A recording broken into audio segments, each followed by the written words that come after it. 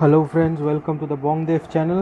তো প্রথমেই যেটা বলার, যারা আমাদের এই ভিডিও প্রথমবার দেখছেন, কাইন্ডলি চ্যানেলটাকে সাবস্ক্রাইব করে দেবেন এবং আমাদের এই ভিডিওটা ভালো লাগলে অবশ্যই লাইক, শেয়ার এবং কমেন্ট করবেন। এবং যারা পুরনো সাবস্ক্রাইবার, যারা দেখছেন কিন্তু সাবস্ক্রাইব করছেন না, কাইন্ডলি সাবস্ক্রাইব করে দিন, লেট করবেন না, কারণ আমাদের আগামী দিনে আরও এক্সাইটিং ভিডিওস কিন্তু আসতে চলেছে। তো যেটা বলার কথা সেটা আজকে ভিডিওটা শুরু করা যাক। তো শুরু করি ভিডিওটাকে। তো প্রথমেই যেটা বলার সেটা হচ্ছে ভবানীপুর এফসিকে নিয়ে একটা খবর আছে। ভবানীপুর এফসি এবার সেকেন্ড ডিভিশন আই লিগ খেলছে, আমরা অনেকেই জানি। তো ভবানীপুর এফসি যেটা খবর সেটা হচ্ছে যে এআইএফএফ আরটিপিসিআর টেস্ট করেছিল সেকেন্ড ডিভিশন আই লিগের জন্য। তো সেখানে ভবানীপুর এফসির কিন্তু দুজন খেলোয়াড় পজিটিভ বেরিয়েছেন। একজন হচ্ছে সুদীপ্ত মালাকার, তার 20 বছর বয়স, তিনি কিন্তু উইঙ্গার পজিশনে খেলেন ভবানীপুর এফসিতে। এবং একজন আকাশ মণ্ডল, তার বয়স হচ্ছে 23, তিনি গোলকিপার পজিশনে খেলেন। তো এনারা এদের দুজনকেই কিন্তু 2 উইকস হোম কোয়ারেন্টাইনে পাঠানো হয়েছে বলে খবর। এবং এফসি বেঙ্গালুরু ইউনাইটেডের সাথে 8ই অক্টোবর কিন্তু ম্যাচ আছে ভবানীপুরের। তো অবভিয়াসলি তার আগে এটা বড় ধাক্কা। এর সাথে সাথে যেটা খবর সেটা হচ্ছে মোহামেডানের 30 জন প্লেয়ার এবং প্রত্যেক সাপোর্ট স্টাফ কিন্তু নেগেটিভ টেস্টেড হয়েছেন এবং প্রত্যেকে সুস্থ আছেন। তো এটা মোহামেডানের জন্য যথেষ্ট ভালো খবর। এবং যেটা শোনা যাচ্ছে সেটা হচ্ছে সেকেন্ড রাউন্ড এই টেস্টের কিন্তু আগামী বুধবার করা হবে। এরপরে চলে আসি আজকের প্রথম ট্রান্সফার আপডেটে। সেটা হচ্ছে যে ব্রিসবেন রোর কিন্তু কনফার্ম করলো যে ব্র্যাড ইনম্যান তিনি কিন্তু সাইন করেছেন এটিকে মোহনবাগানে এবং রেকর্ড ট্রান্সফার ফিতে করেছেন বলে খবর, কিন্তু ডিটেলসটা এখনও পাওয়া যায়নি। কিন্তু এটা কনফার্ম যে তিনি এটিকে মোহনবাগানে আসলেন। তো এটিকে মোহনবাগানে এরকম একজন বড় মানের প্লেয়ার, যিনি এ লিগের one of the top rated players এবং ইংলিশ যে সার্কিটটা সেখানে দীর্ঘদিন ধরে খেলেছেন ইংলিশের সার্কিটে। তো সেই জায়গায় দাঁড়িয়ে সেখানে তিনি কিন্তু একটা মানে মোহনবাগানের মিডফিল্ডে আমরা জানি এডু গার্সিয়া আছেন, তারপরে ব্র্যাড ইনম্যান এসে কিন্তু মানে কার্যত একটা অপ্রতিরোধ্য মিডফিল্ড তৈরি হলো এটিকে মোহনবাগানের। এবং আগামী দিনে কোচের হাতে প্রচুর অপশান চলে আসলো মিডফিল্ডে প্লেয়ার ইনক্লুশনের জন্য। এবং এখন একটাই দেখা, সেটা হচ্ছে সন্দেশ জিঙ্গনের অ্যানাউন্সমেন্টটা কবে করা হয়। তো দেখা যাক কবে করা হয় সন্দেশ জিঙ্গনের অ্যানাউন্সমেন্টটা। এরপরে চলে আসি বেঙ্গালুরু এফসির একটা খবরে। সেটা হচ্ছে বেঙ্গালুরু এফসি, আমরা সবাই জানি জেএসডব্লিউ গ্রুপ, যেটা তাদের প্রিন্সিপাল স্পন্সর ছিল 2018 অবধি। তারপরে 2018 থেকে 20 অবধি কিয়া মোটরস ছিল তাদের প্রিন্সিপাল স্পন্সর। তো 2020-তে কিয়া মোটরস চলে যায় এবং তারপরে কিন্তু আবার জেএসডব্লিউ গ্রুপ এখন স্পন্সর হিসেবে আসলো, প্রিন্সিপাল স্পন্সর যাদের বেঙ্গালুরু এফসিটা অ্যাকচুয়ালি। তো সেখানে দাঁড়িয়ে তাদের এবং আরেকটা খবর হচ্ছে বেঙ্গালুরু এফসির তরফ থেকে কিন্তু হোম জার্সি আইএসএলের প্রথম টিম হিসাবে তারা কিন্তু হোম জার্সি লঞ্চ করে দিল।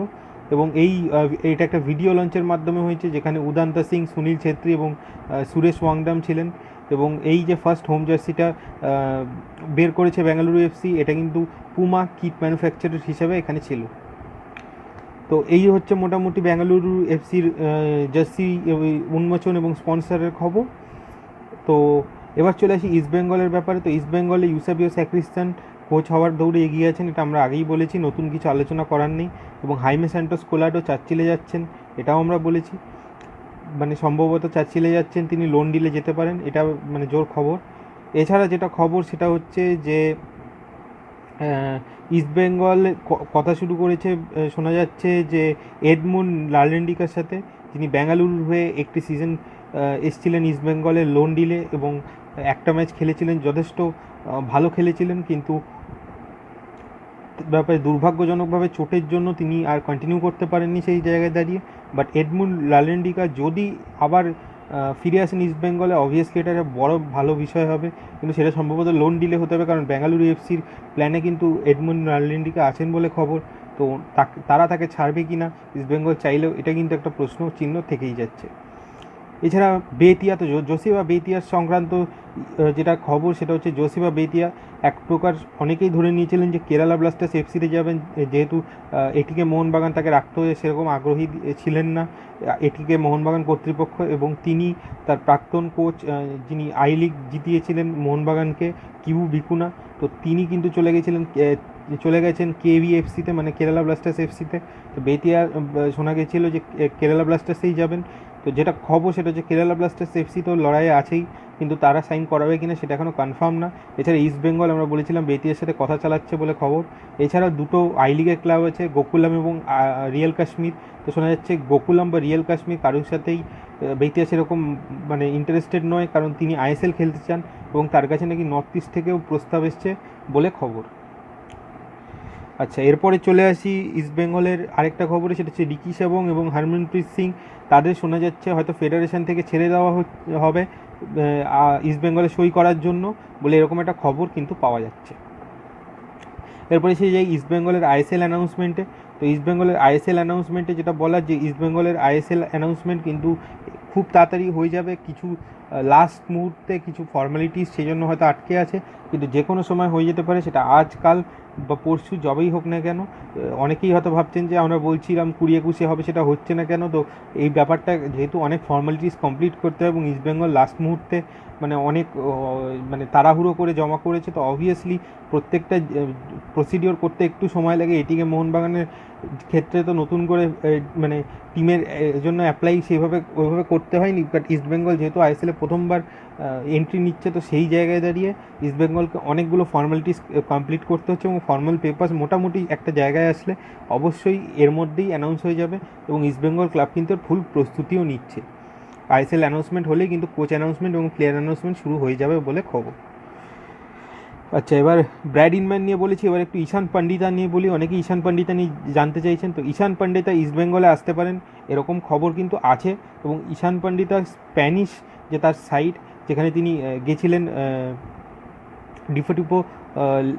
ডিপোর্টিভো লেগানিস, তো সেখান থেকে তিনি কিন্তু চলে আসতে পারেন বলে খবর। এবার যেটা ব্যাপার সেটা হচ্ছে যে ঈশান পান্ডিতা ইস্ট বেঙ্গলে আসবেন না অন্য কোনো ক্লাবে আসবেন, সেটা হচ্ছে ব্যাপার। তো ঈশান পান্ডিতাকে পেতে ইস্ট বেঙ্গল ছাড়া বেঙ্গালুরু এফসি এবং এটিকে কিন্তু ইন্টারেস্টেড। তো ইস্ট বেঙ্গল কত দূর যাবে সেটা আমরা জানি না, এবং ঈশান পান্ডিতার ক্ষেত্রে ইস্ট বেঙ্গল কিন্তু ট্রান্সফারে নামায় একটু লেট করেছে হয়তো, কারণ বেঙ্গালুরু অনেক দিন থেকেই বেঙ্গালুরু ইন্টারেস্টেড ছিল শোনা যাচ্ছে ঈশান পান্ডিতার ব্যাপারে।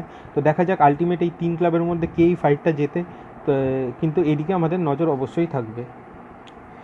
আচ্ছা, এরপর আরেকটা প্লেয়ারের খবরে আসি, সেটা হচ্ছে রাহুল কেপি। তো রাহুল কেপি শোনা যাচ্ছিল এডমুন্ড রালেন্ডিকার পর এই রাহুল কেপিকে কিন্তু ইস্টবেঙ্গল পেতে চাইছে লোন ডিলে। তিনি ইন্ডিয়ান অ্যারোসের হয়ে যথেষ্ট ভালো ফুটবল খেলেছেন এবং কেরালা ব্লাস্টার্সে আছেন এই মুহূর্তে। তো সেই কেরালা ব্লাস্টার্সের রাহুল কেপিকে হয়তো লোন ডিলে ইস্টবেঙ্গল চাইলে পেয়ে যাবে, সেটা আমরা দেখি কি হয়, আমরা এখন বলতে পারছি না। কিন্তু যেটা খবর হচ্ছে যে কেরালা ব্লাস্টার্স থেকে কিন্তু এখনই তাকে ট্রান্সফারে কিন্তু নিতে পারবে না, কারণ 2024-25 অবধি কন্ট্রাক্ট এক্সটেনশানে করেছেন তিনি একটা 5 বছরের ডিলে, মানে রাহুল কেপি 5 বছরের ডিলে কেরালা ব্লাস্টার্সের সাথে কিন্তু তার কন্ট্রাক্ট এক্সটেনশন করেছেন। এছাড়াও কেরালা ব্লাস্টার্সে সাহাল আব্দুল সামাদ, জেসেল কার্নেরো, আব্দুল হাক্কু, সত্যসেন সিং এরা কন্ট্রাক্ট রিটেন করেছেন এবং নতুন সাইনিংও হয়েছে কিছু, যেরকম নিশু কুমার আমরা জানি, গিবসন সিং, প্রভু সিখান গিল, পুইতিয়া। তো যথেষ্ট তারকা সমৃদ্ধ দল হয়েছে কেরালা ব্লাস্টার্স এবং যথেষ্ট ভালো মানের ভারতীয় ফুটবলাররা আছেন। তো আগামী যে আইএসএল সেখানে কেরালা ব্লাস্টার্স কিন্তু যথেষ্ট একটি ভালো সাইড নিয়ে নামছে, এটা বলাই যায়। যাই হোক, ইস্টবেঙ্গলের আরেকটা ট্রান্সফার আপডেটে আসবো, সেটা হচ্ছে গার্সনকে নিয়ে। তো গার্সন ব্রাজিলিয়ান এবং স্প্যানিশ ডুয়াল সিটিজেনশিপ তার কাছে আছে। তো সেই গার্সনকে সেন্টার ব্যাক পজিশনে খেলেন, তো তাকে নিতে আগ্রহী ইস্টবেঙ্গল বলে শোনা যাচ্ছে। কিন্তু ওড়িশা এফসিও তাকে নিতে ইন্টারেস্টেড বলে শোনা গেছিলো একটা সময়। তো আমাদের দেখা যাক কী হয়, কিন্তু মানে গার্সনের আসবেন কি না সেটা এখনই মানে বলার জায়গা আসেনি, এটা একটা ওয়াইল্ড রিউমার কিন্তু প্র্যাকটিক্যালি। তো দেখা যাক কী হয়, যখন হবে তখন নিশ্চয়ই এই খবরটা কনফার্ম দেব।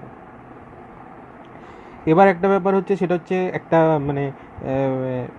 মানে অ্যানাউন্সমেন্ট, সেটা হচ্ছে হায়দ্রাবাদ এফসি কিন্তু ফ্রান সান্ডাজা বলে স্প্যানিশ সার্কিটের একজন খুব well known striker, 35 years old তিনি, এবং তাকে 6th ফরেন রিক্রুট হিসাবে কিন্তু সাইন করিয়ে নিল। এবং ইনি একটি 1 ইয়ার ডিলে এসছেন স্প্যানিশ সেকেন্ডা ডিভিশন ক্লাব অ্যালকরকন থেকে, এবং ডান্ডি ইউনাইটেড স্কটল্যান্ডের, সেখানে তিনি 2008 সালের যে স্কটিশ এফএ ট্রফি সেটি জিতেছেন। এছাড়া ইংল্যান্ডে ব্রাইটন অ্যান্ড হোভ অ্যালবিয়নের হয়ে তিনি ইংলিশ লিগ 1 যে টুর্নামেন্টটা সেটা খেলেছেন। এছাড়া ইউরোপের বিভিন্ন ক্লাবে খেলেছেন, যেরকম রেঞ্জার্স এফসি সেন্ট জনস্টনে খেলেছেন, গিরোনাতে খেলেছেন, স্পেনের খুব ওয়েল নোন ক্লাব, এবং এফসি টোকিওতে খেলেছেন তিনি, এফসি টোকিও জাপানের ক্লাব, এবং কিয়ানডাও হুঙ্গাই ক্লাবে খেলেছেন চায়নাতে। তো মোটামুটি খুবই হাই প্রোফাইল সাইনিং হায়দ্রাবাদ এফসির জন্য, এবং হায়দ্রাবাদ এফসি পরপর মানে চমক দিচ্ছে এবং খুবই শক্তিশালী একটা বিদেশি স্কোয়াড তৈরি করছে তারা। তো দেখা যাক এই স্কোয়াডটা আইএসএলে কেমন পারফর্ম করে, এবং আরও সাইনিং বাকি আছে হায়দ্রাবাদ এফসির। তো বাকি যে ফরেন রিক্রুট তারা কোন কোন প্লেয়ার আছেন দেখা যাক। এরপরে আসি চেন্নাই এনএফসির খবরে। চেন্নাই এনএফসিতে বসনিয়া অ্যান্ড হার্জেগোভিনার থেকে একজন প্লেয়ার সাইন করেছেন, তার নাম হচ্ছে এনএস সিপোভিক। 6 ফুট 6 ইঞ্চি হাইট এই সেন্টার ডিফেন্ডার, সেন্ট্রাল ব্যাকের।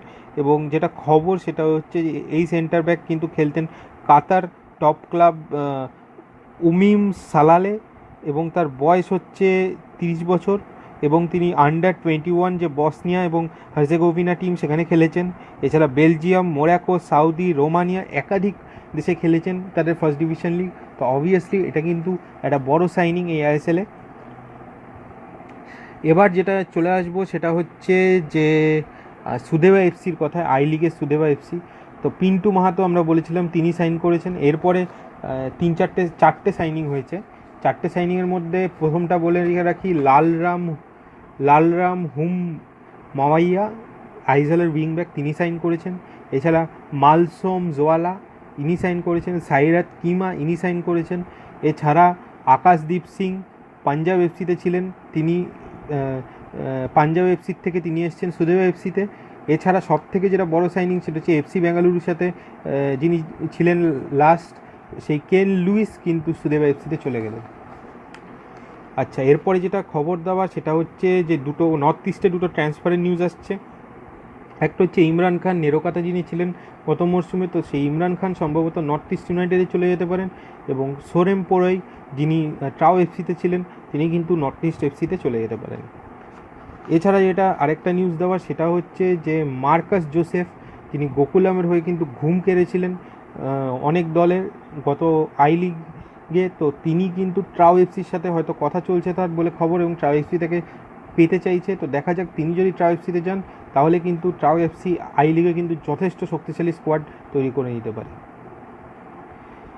এবার একটা আসি আরেকটা নিউজে, সেটা হচ্ছে মোহাম্মদ নুমিলের কথায়। তো এফসি বেঙ্গালুরু এফসিতে সাইন করেছিলেন কিন্তু একজন ইয়াংস্টার, আমরা বলেছি থই সিং, 16 বছর বয়স, ইন্ডিয়ান মেসি বলা হয় তাকে। RFYCর থেকে উঠে এসেছেন, রিলায়েন্স ফাউন্ডেশন ইউথ চ্যাম্পস থেকে।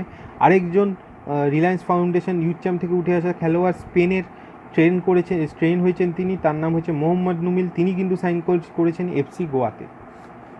তো এই ছিল মোটামুটি ট্রান্সফার নিউজ। আর সেরকম বড় ট্রান্সফার নিউজ কিছু এই মুহূর্তে নেই, একটাই আছে, সেটা হচ্ছে নেরোকা এফসি তাদের গোলরক্ষক বিশ্বজিৎ লোইথম্পাম এবং আরও 12 জন প্লেয়ারের সাথে কিন্তু কন্ট্র্যাক্টটা বাড়িয়ে নিল, এক্সটেনশন করে নিল। এবং এই যে ডিটেলসটা এটা আমরা স্ক্রিনে দিয়ে দিচ্ছি, আপনারা একটু দেখে নিন। এবং আরেকটা যেটা বলার, মাইকেল ওলুঙ্গা ইস্টবেঙ্গলের, আমরা মাইকেল ওলুঙ্গাকে নিয়ে আলোচনা একটু করে নিই। সেটা হচ্ছে মাইকেল ওলুঙ্গার ক্লাব যে কাশিওয়া রেসল, তো তাদের সাথে কিন্তু কথা চালাচ্ছে ইস্টবেঙ্গল খুব জোর কদমে, এবং চেষ্টা করছে অ্যাট এনি কস্ট মাইকেল ওলুঙ্গাকে ইন্ডিয়ায় তাদের ক্লাবের হয়ে আইএসএলে নামাতে। তো এইটার দিকে আমাদের নজর আছে এখন, কিন্তু ব্যাপারটা একটু কমপ্লেক্স, যেহেতু যে লিগের মানে one of the top performers Michael Olunga. তো এরকম একটা হাই প্রোফাইল লিগ থেকে এই মানে আইএসএলে আসাটা একটু মানে একটু প্রবলেম্যাটিক। তো সেইখানে দাঁড়িয়ে একটু হয়তো কিছু ইনিশিয়াল কিছু সমস্যা হচ্ছে, বাট আমাদের যেটা মানে মনে হয় সেটা হচ্ছে এটা কোনো বড় সমস্যা হবে না, হয়তো মাইকেল ওলুঙ্গাকে দেখা যেতে পারে। এখন এটা মানে সেই পর্যায়ে আসেনি যে ডিলটা ক্লোজ হয়ে গেছে। তো ডিলটা যখন যদি ক্লোজের জায়গায় আসে আমরা বলবো, কিন্তু চেষ্টা ইস্টবেঙ্গল কিন্তু করছে ফুল কদমে, এটা বলে রিউমার আসছে। এরপরে লাস্ট যে খবরটা দিয়ে শেষ করব সেই খবরটা কিন্তু ওমেন্স ওয়ার্ল্ড কাপ নিয়ে। তো ওমেন্স ওয়ার্ল্ড কাপ নিয়ে যেটা খবর সেটা হচ্ছে ওমেন্স আন্ডার-17 ওয়ার্ল্ড কাপ যেটা ইন্ডিয়া হওয়ার কথা ছিল সেটা কিন্তু এই কোভিড প্যান্ডেমিকের জন্য একটা আনসার্টিনিটিতে পড়ে গেছে, এবং কোয়ালিফায়ার্স কিন্তু নভেম্বর 2020-র মধ্যে কমপ্লিট হওয়ার কথা ছিল, সেটা কিন্তু কমপ্লিট কোনো মতেই সম্ভব নয়। তো সেই জায়গায় দাঁড়িয়ে কী হবে এটা নিয়ে কিন্তু খুব চিন্তায় আছে AIFF।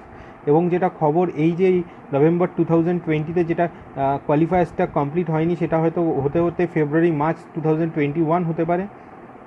তো এটা কিন্তু একটা মানে খুবই চিন্তার বিষয় হয়তো, যে এই বিশ্বকাপটা এই জায়গায় চলে এসছে। কিন্তু সাথে সাথে আরেকটা যেটা খবর, সেটা হচ্ছে ইউরোপ এবং ওশেনিয়া কিন্তু তাদের সব কোয়ালিফায়ার ক্যান্সেল করে দিয়ে টিমকে নমিনেট করেছে। এবং আফ্রিকা, নর্থ, সেন্ট্রাল এবং সাউথ আমেরিকা এনারাও কিন্তু এই যে এই টুর্নামেন্টটা মানে এই কোয়ালিফায়ারটা কিন্তু আয়োজন এখনও করতে পারেনি। বায়োসেফটি বাবল এবং সব রকম যে প্রিকশন সেটা থাকা সত্ত্বেও কিন্তু কিছু কিছু জায়গায় বেশ কিছু প্লেয়ারের করোনা ধরা পড়ছে, সেটা IPL হোক বা সেটা সেকেন্ড ডিভিশন আই লিগে আমরা দেখলাম। তো সেই জায়গায় দাঁড়িয়ে AIFF কী সিদ্ধান্ত নেবে সেটা ফিফার উপর পুরোপুরি ডিপেন্ড করছে বলে খবর। এবং AIFF 10 দিন মতো ফিফার সাথে 10 দিন মতো টাইম নিয়েছে কথা বলার জন্য, এবং এই 10 দিনের মধ্যে হয়তো একটা ডিসিশন আউটকাম কিন্তু বেরিয়ে আসতে পারে। এছাড়া যেটা লাস্ট একটা ট্রান্সফার নিউজ আমরা এটা মানে দিয়ে দিই, সেটা হচ্ছে গ্যারি হুপার, তাকে নিয়ে অনেক রিউমার চলছিল। তো শোনা যাচ্ছে কেরালাতে তিনি আলটিমেট যেতে চলেছেন। তো এই ছিল আজকের ভিডিওটা যদি ভালো লাগে অবশ্যই লাইক, কমেন্ট এবং শেয়ার করবেন, এবং আমাদের চ্যানেলটা অবশ্যই সাবস্ক্রাইব করবেন। এবং টিল দেন আরেকটা ভিডিও নিয়ে আসবো। তো টিল দেন টাটা।